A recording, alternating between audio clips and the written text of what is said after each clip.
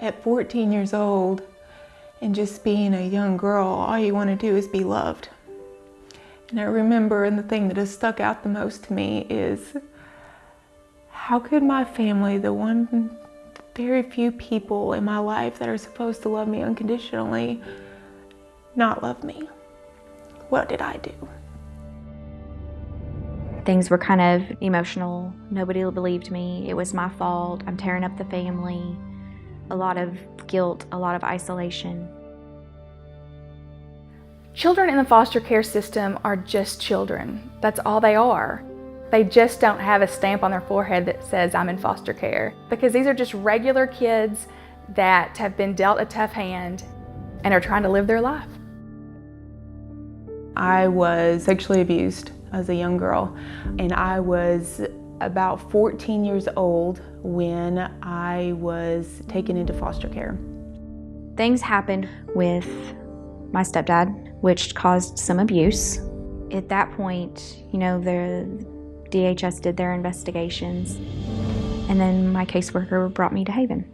And I got taken away and was introduced to Haven. Haven is a residential group home for adolescent girls that are in foster care. So all the girls that come to live at Haven have been removed from their home by the state of Arkansas for abuse or neglect. I think what Haven House is able to do for the girls that walk through the doors is give them hope, show them how they should be loved, show them how they should be treated, show them what they deserve and what they don't deserve, and to teach them that what happened to them is not their fault and that they deserve better. Your life is in a trash bag. What even really you don't even have much of. When the girls first come to Haven, their emotions can be different. But the good thing about being at Haven is the girls there, they've all been through it and they've all been new there, and they kind of support each other when they come in.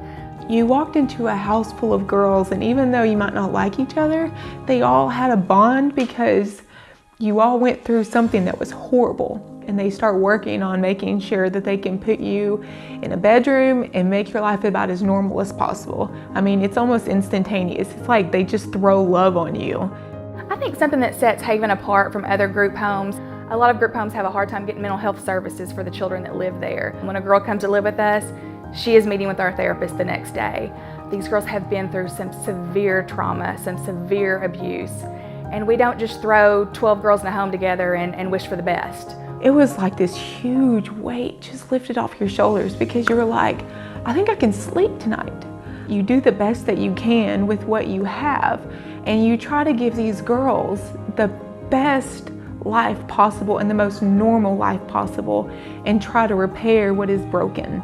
It's what we do. We're all trained mental health paraprofessionals. We're trained to work with these girls, and it can get stressful and it can get tough, but we just keep coming back every day. They always seem to want to pick you up and support you and build you up. I mean, you learned schedules, you learned routine, you learned to help prepare meals. They were there pushing us. There wasn't an excuse. That really just kind of helped drive me through. Haven's approach with these girls is to love them and to support them, but to let them know they can do more. To let them know that their past is not their present. And so when they come to me to talk about things, I forward that to the therapist, and I say, me and you are talking about our future. It's important to us to give them something to look forward to know that this moment is not the rest of their life, as terrible as this moment is. I think this is our moment.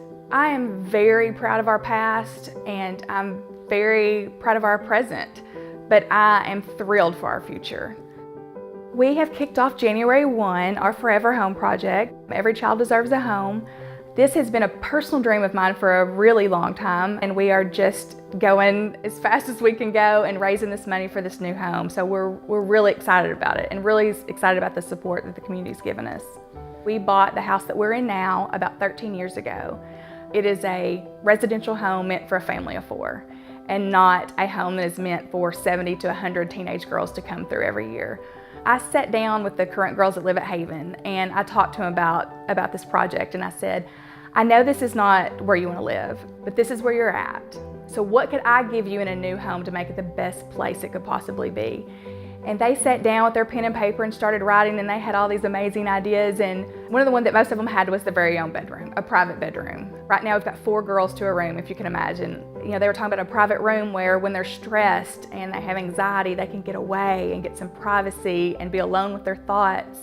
One of the girls said a dining room that we can all eat dinner together.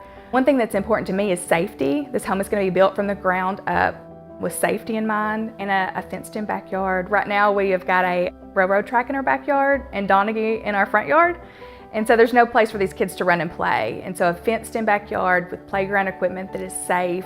We've actually even got 2 rooms for kids that are aging out of foster care. We've never been able to offer that before, and we're really excited about that being part of our future.